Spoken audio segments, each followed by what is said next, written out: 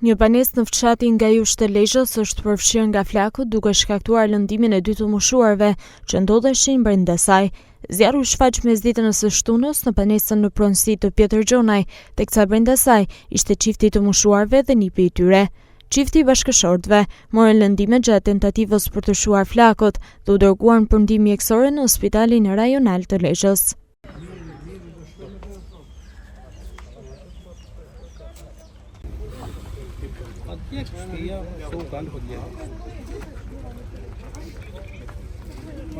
Forcat zjarrfikse, të cilat mbërritën në vend ngjarje, arritën të vënë situatën nën kontroll, duke parandaluar përhapjen e mëtejshme të flakëve.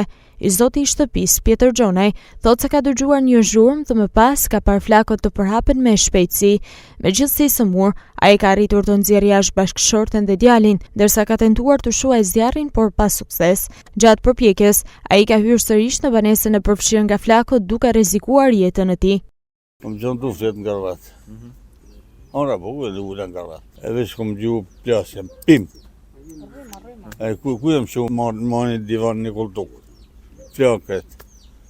Morën shumë të vogël që kom pas atë, e qita jashtë, ku hina për diti, se mla ma gjanëve që e zik ma bon. Jo, me fek mi shu dhe ujtë, thash për e fek divanin e dresh, atë kultukën.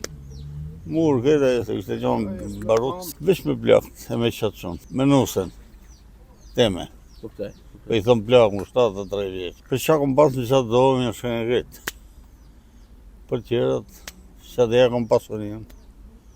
Tjerët janë anekse të je. Jo, më do të s'kom se 365.000 lekë marë me gjithë plakë. Ati habu, ati bëjqe. 7 djaga, 8 djaga, se rajme shta.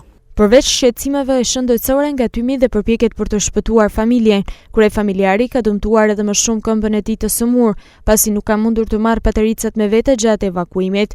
Nga zjarri janë shkaktuar dëme të shumta brenda shtëpisë, ndërsa dyshohet se flakët e zjarrit janë shkaktuar nga një shkëndijë elektrike.